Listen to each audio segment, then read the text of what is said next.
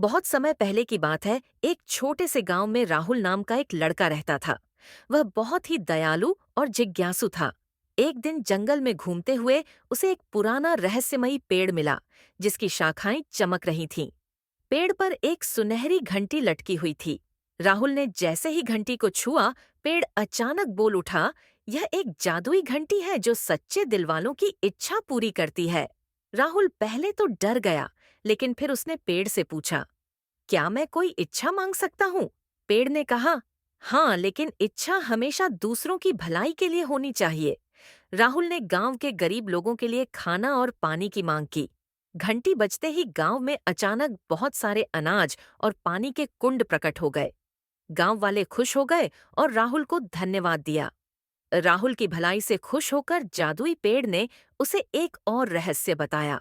पेड़ ने कहा, अगर तुम इस जंगल के अंदर और आगे जाओगे तो तुम्हें एक और जादुई चीज मिलेगी, लेकिन याद रखना, लालच तुम्हें बर्बाद कर सकता है। राहुल ने पेड़ का धन्यवाद किया और जंगल के अंदर बढ़ने लगा।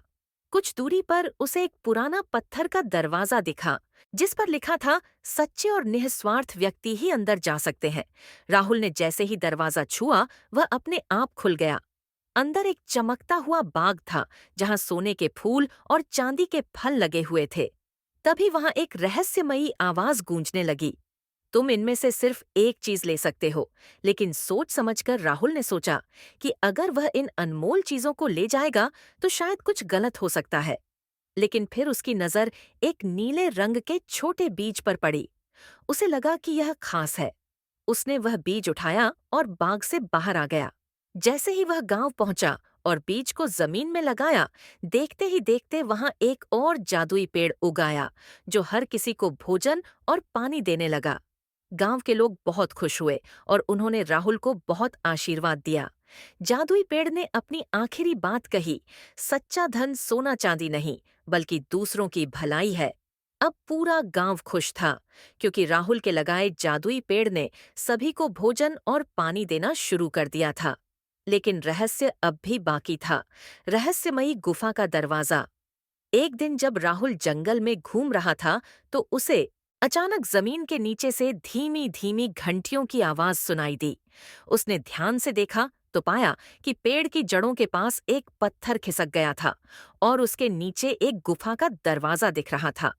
पेड़ ने कहा, राहुल, अब तुम सच्चे दिल के हो, इसलिए यह रहस्य तुम्हारे लिए खुल रहा है। लेकिन याद रखना, जो कुछ भी मिलेगा उसे अच्छाई के लिए इस्तेमाल करना था। राहुल ने हिम्मत जुटाई और गुफा के अंदर चला गया। वहां का नजारा देखकर उसकी आंखें चमक उठीं। गुफा के बीचों बीच एक चमकता हुआ जल कुंड था, जिसके ऊपर हवा में तैरती सुनहरी किताब रखी थी। जैसे ही राहुल ने किताब खोली, उसमें लिखा था, जो इस जल में सच्चे मन से हाथ धोएगा उसे अनोखी शक्तियां मिलेंगी, लेकिन अगर कोई स्वार्थी मन से इसे छुएगा तो वह इसे हमेशा के लिए खो देगा। राहुल की सबसे बड़ी परीक्षा। राहुल के मन में सवाल आया, क्या वह इस शक्ति का उपयोग करेगा या इसे दूसरों के साथ साझा करेगा?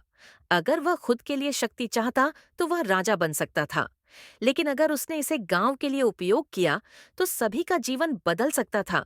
राहुल ने बिना किसी लालच के अपने हाथ जलकुंड में धोए और तभी पूरा गुफा प्रकाश से भर उठा। जल अचानक सोने में बदल गया और गुफा की दीवारों पर पुरानी लिपि उभरने लगी। पेड़ ने कहा, तुमने अपनी परीक्षा पास कर ली राहुल। अब तुम इस शक्ति का उपयोग लोगों की भलाई के लिए कर सकते हो।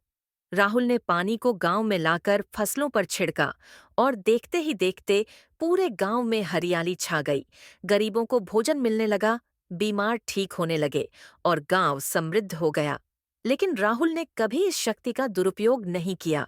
उसने केवल जरूरतमंदों की मदद की और एक सच्चा नायक बन गया।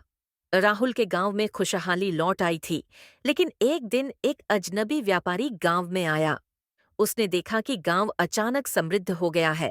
खेतों में हरियाली छा गई है और लोगों के चेहरे खुशी से चमक रहे हैं।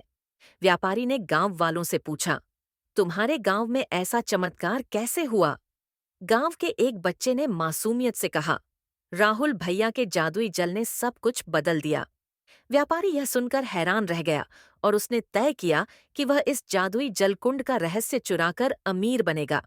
वह चुपके से राहुल के पीछे जंगल में गया और गुफा के अंदर छिप गया।